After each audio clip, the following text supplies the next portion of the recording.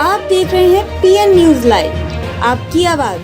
उत्तर प्रदेश माध्यमिक शिक्षक संघ अपनी पुरानी पेंशन बहाली को लेकर दिया धरना। वाराणसी के संयुक्त शिक्षा निदेशक वाराणसी कार्यालय पर उत्तर प्रदेश माध्यमिक शिक्षक संघ द्वारा प्रदेश संगठन के आह्वान पर अपनी पुरानी पेंशन प्रणाली बहाल करने, शिक्षकों को विनियमित करने, मान्यता प्राप्त संस्थानों के वित्त विहीन शिक्षकों की सेवा नियमावली निर्मित करने, शिक्षकों कर्मचारियों को राज्य कर्मचारियों की भांति चिकित्सा सुविधा प्रदान करने, कल 18 सूत्री मांगों को लेकर संगठन का मांग पत्र प्रेषित करते हुए धरना प्रदर्शन किया गया। इस अवसर पर बड़ी संख्या में शिक्षक मौजूद रहे।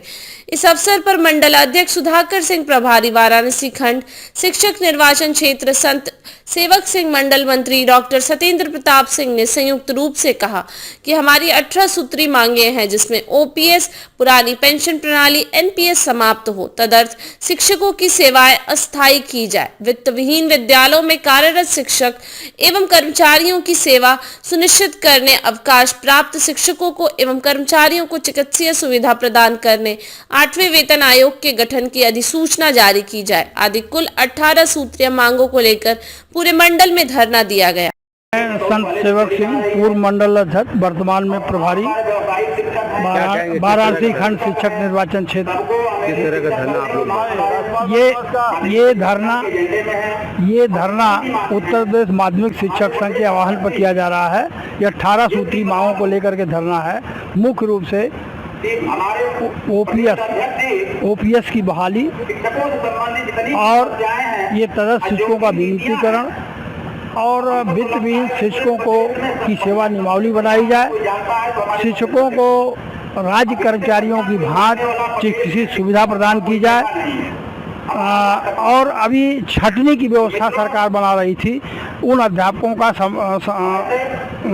नई शिक्षा नीति के छात्र संख्या के आधार पर उनका संविलियन किया जाए, न कि नई अलग व्यवस्था के अनुसार कुछ किया जाए। इन तमाम 18 सूत्री मांगों को लेकर के ये धरना आज प्रदेश के 18 मंडल पर हो रहा है और संगठन का मानना है कि हम सड़क से लेकर के सदन तक संघर्ष करेंगे और निश्चित रूप से आज के धरने के बाद अगली बैठक हमारी लखनऊ में 1 सितंबर को होगी। उसमें हम निर्णय लेंगे। लखनऊ के सड़कों पर धरना और प्रदर्शन होगा, जेल भरो आंदोलन का निर्णय लिया जाएगा। 2 दिसंबर से हम अपनी मांगों के समर्थन में हम ओपीएस को लेकर के, तदर्थ शिक्षकों को लेकर के, चिकित्सीय सुविधा को लेकर के, तमाम अन्य सुविधाओं को लेकर के हम विषय विशेषज्ञों की शिक्षकों की सेवा को मान्य कराने के लिए ये हमारा आंदोलन 2 दिसंबर 24 से हमारा ऐतिहासिक निर्णय है। जितने हमारे आंदोलन हुए हैं, चाहे 78 के आंदोलन हो, 84 के आंदोलन हो, 67 का, ये आंदोलन 2 दिसंबर से शुरू हुए हैं। 2 दिसंबर से हम जेल भरो आंदोलन की तैयारी में हैं।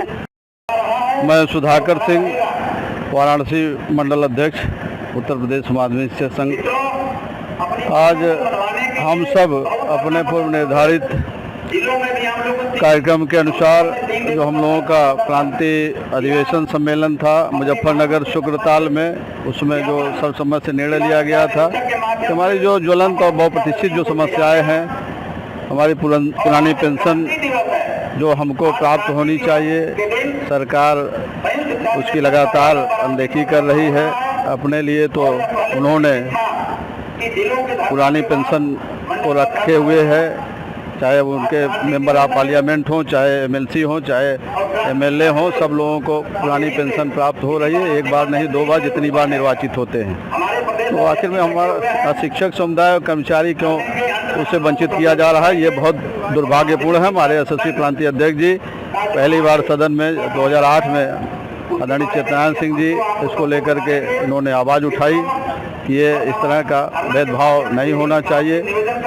उसको लेकर के हम सब लोग लगातार मांग कर रहे हैं, काफ़ी दिनों से इसको लेकर के हम लोग मांग कर रहे हैं। आज हमारे साथ हमारे ऐसे इस मंडल के, हमारे इस विधान परिषद क्षेत्र के खंड शिक्षक निर्वाचन के हमारे प्रभारी और इस मंडल के पूर्व अध्यक्ष हमारे मार्गदर्शक आदरणीय संत सेवक सिंह जी भी उपस्थित हैं।